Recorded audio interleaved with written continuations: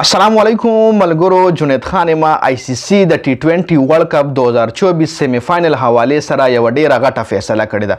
وردا فیصله اوس نه ټول لوبډلې خبردار کې چې غوړې سیمی فائنل لکه لوبډلې کوالیفای شي، کم ټیمان کوالیفای شي، نو غي باندې به دا رولز اپلای کیږي. ای باندې به مونږ دا خبره اپلای کوو. سلور لوبډلې چې کم دی به سیمی فائنل لا کوالیفای کیږي. دوه سیمی فائنل دي، سلور لوبډلو کې به بیا دوه لوبډلې چې کم دي فائنل لا کوالیفای کیږي.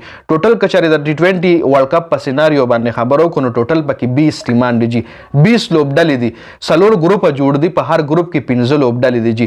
هر ګروپ نه بعد دوه لوبډلې چې کم دي سوپر 8 سټیج لا کوالیفای کیږي، مطلب کوارټر فائنل لا کوالیفای کیږي. هر ګروپ نه بعد دوه لوبډلې کوارټر فائنل لا کوالیفای کیږي. ټوټل 100 ګروپ دي سلور، نو هر ګروپ نه چې دوه شنو ټوټل 8 لوبډلې چې کم دي اب کوارټر فائنل لا کوالیفای شي. اته کې بیا سلور سیمی فائنل لا کوالیفای شي او بیا بدوا فائنل لا کوالیفای شي. اوس دا سیمی فائنل لا چې کم سلور لوبډلې کوالیفای کیږي غي د پر ICC اوس نه اعلان کړی دی او دا ICC یو ډیر غټ سټیپ اوچت کو چې اوس نه ټول ټیمان خبردار کړ ځکه سیمی فائنل چې کم دی دا په ستا په ګروپ سټیجز پرفارمنس باندې به اپلای کیږي. سیمی فائنل کې چرته باران وشو نو ګروپ سټیجز کې تا میچونه بایلې نو سیمی فائنل به تبایلې بیا جی. دا څنګه رولز دي راځي چې پاغه باندې خبرو کو ویډیو خپل هم مکمل وګورئ او مخکې ملګرو سره ضرور شریکئ.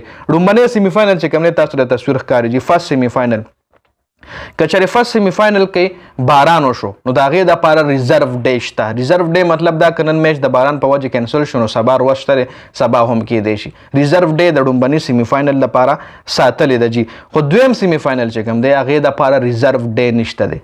دا غي د پاره دویم ارواز نشته دی چې په ما ارواز باندې ډیسایډ کیږي.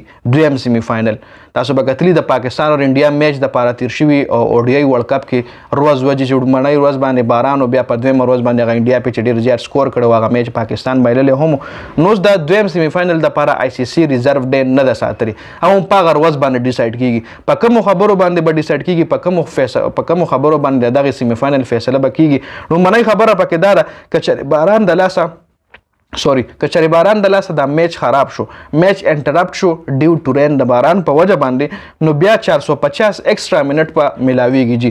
کچری دا 450 ایکسترا منټ کې د میچ فیصله نه شو، باران ختیږي، باران نو دريږي.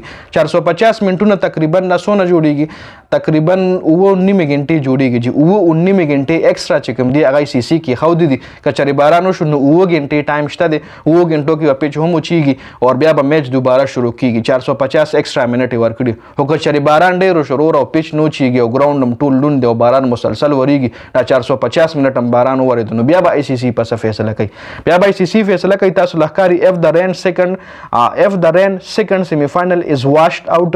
کچری په ټول ورځ کې باران شو، باران اړو نه درېدو، 450 منټ له خبرو نه رسیده.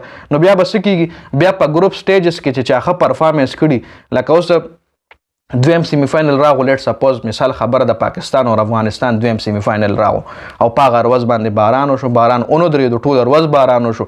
پهلا او باران لوګو شو 450 ایکسترا منټ تی میچ په تر سره شي، میچ په ختم شي. او که چېرې ټول ورځ باران شو دا میچ اونو شو د باران په وجه ټول ورځ باران میچ واشډ اوټ شو جی. نو بیا به څه کوي، بیا به پاکستان او د افغانستان د ګروپ سټیجز پرفارمنس ګوري.